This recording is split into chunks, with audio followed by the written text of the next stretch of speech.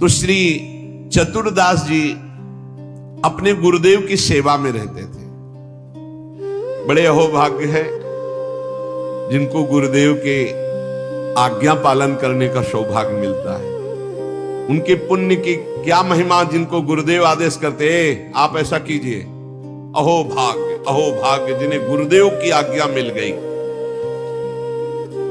इन्हीं का नाम खोजी जी पड़ा, चतुरदास जी का नाम खोजी जी पड़ा। ये गुरुदेव जी के सेवा में, अब जैसे गुरुदेव लघु शंका कर रहे हैं तो पानी लिए खड़े, गुरुदेव को हस्त प्रक्षाल आचमन आज्ञा कब क्या हो जाए तो जल की सेवा लिए खड़े थे। गुरुदेव जी लघु शंका में ही समीप बैठे। बड़ा भारी पीपल का वृक्ष दूर था तो वायु के द्वारा उसके फल और पत्ते बीज सब पड़े थे। लघु शंका किए, हंसने लगे और हंसते हंसते हाथ प्रक्षालन किया, आचमन किया। तो इतनी जोर की मस्त मुस्कुराहट और हंसी थी। श्री चतुरदास जी ने, जिनको खोजी जी बाद में कहा गया, आचमन करा रहे थे, कहा गुरुदेव कोई मधुर प्रसंग प्रभु का याद आया या कोई घटना घटी? आप बहुत मुस्कुरा रहे हैं, बहुत हंस रहे हैं, इस समय बाय प्रसंग तो कोई ऐसा है नहीं। कहा तू कैसा शिष्य है रे, सेवा में रहता और मेरी हंसी का कारण नहीं जान पाया? मैं क्यों हंसा इतना भी तुझे ज्ञान नहीं, और मेरी सेवा में रहता है? कैसा शिष्य है जो गुरु के मन की बात न जान पावे, गुरु के इशारे के, गुरु के मनोभाव को न जान पावे, वो शिष्य ही क्या? चलो सेवा छोड़ो, मैं क्यों हंसा इसकी खोज करके आओ। अब बताओ, गुरुजनों की प्रति सेवा कर बहुत कठिन है, बहुत कठिन है। यहां कहा कि छोड़ो सेवा, मैं क्यों हंसा ये बताओ, आके खोज करो। अब गुरु आज्ञा, तुम्हारी बुद्धि अब सेवा के अधिकारी नहीं, यदि तुम ये नहीं जान सकते मैं क्यों हंसा। हंसे गुरु जी तो फंसे चेला जी। आप समझो, आप मतलब कितना कठिन विषय है गुरु सेवा, बहुत कठिन। यही तो अमोघस्य, जो जीत गया अमोघस्य। तुम्हारी बुद्धि विवेक रहित है। जब तक तुम हमारे हंसने का कारण ज्ञात करके ना हो तब तक तुम्हें हमारे पास कभी नहीं आना चाहिए।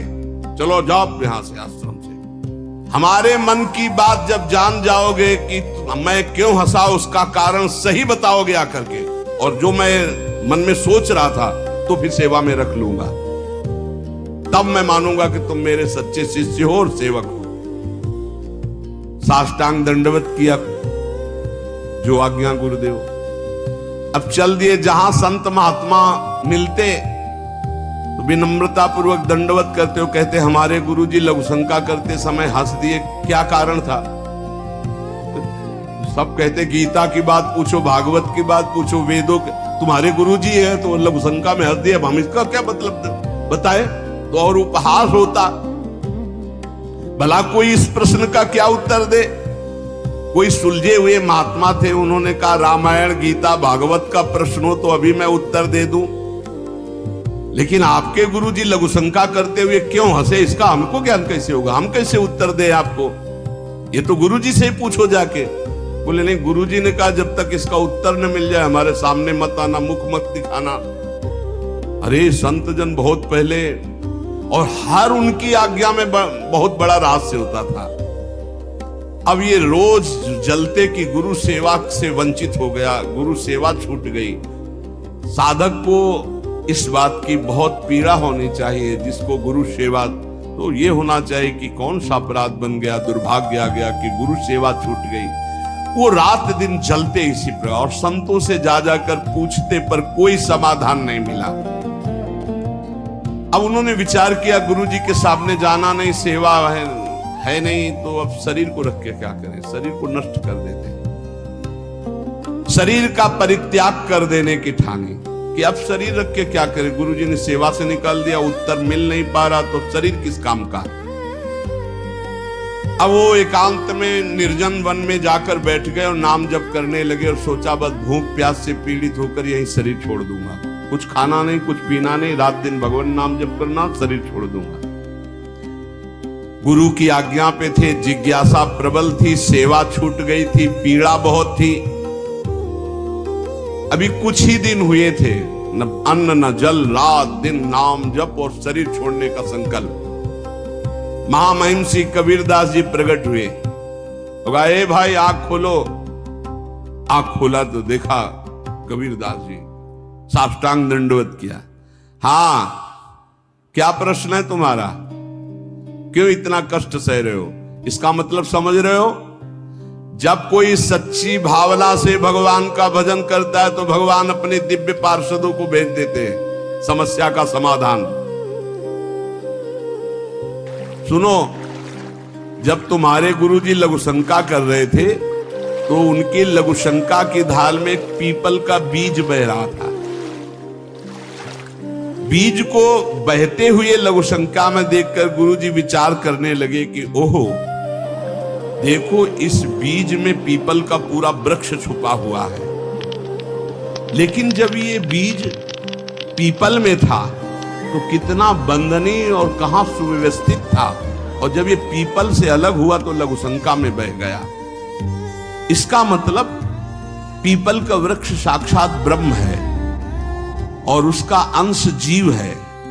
जीव जब अविद्या के कारण ब्रह्म से अलग हो जाता है तो मलमूत्र के द्वारों में बह जाता है आसक्ति होकर, और अगर वो ब्रह्म से जुड़ा रहे तो वो ब्रह्म में पूजनीय और ब्रह्ममय हो जाता है। ब्रह्मविद ब्रह्मयु भवति, कबीरदास जी ने व्याख्या करके बताई कि जब वो ब्रह्म से जुड़ा रहता है तो ब्रह्ममय रहता है, जब ब्रह्म से अलग हो जाता है तो मलमूत्र के शरीर में आसक्त होकर मलमूत्र के द्वारों के भोगने में पूरा जीवन नष्ट कर देता है।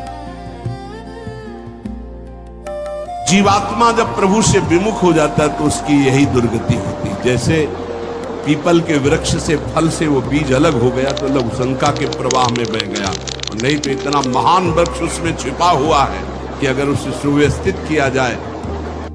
अरे मेरे गुरुजी के हंसने का इतना गूढ़ रहस्य। खोजी जी का संशय मिट गया और गुरुदेव के पास आए, साष्टांग दंडवत किया। उनका उत्तर कहा, गुरुदेव महामहिम श्री कबीरदास जी ने ऐसा ऐसा ऐसा बताया। गुरुदेव पुनः मुस्कुराए और कहा, एक प्रश्न ने तुम्हें सिद्ध बना दिया, क्योंकि सिद्ध महापुरुष का दर्शन सिद्ध ही बना देता है। अब आज से तुम हमारे समान सिद्ध हो गए हो। अब तुम आज से हमारे मन की सारी बातें जान लोगे। शिष्य के मन की बात जान लेना तो हर सिद्ध पुरुष का, लेकिन अपने गुरु के मन की बात जान लेना एक बहुत बड़ी बात होती है। कुछ समय बाद खोजी जी की बड़ी महिमा प्रकाशित हुई। गुरु भक्त थे। आज तक किसी को कहीं भी अगर विशेष कृपा प्राप्त हुई तो गुरुदेव के बल से। खोजी जी के गुरुदेव का जब अंतिम समय आया, भगवत चिंतन परायण रहते थे, उन्होंने एक घंटा बांध दिया और कहा, जब मेरा मोक्ष हो जाएगा तो घंटा बज जाएगा, जब मेरा भगवत मिलन हो जाएगा तो घंटा बज जाएगा। शिष्यों से कहा,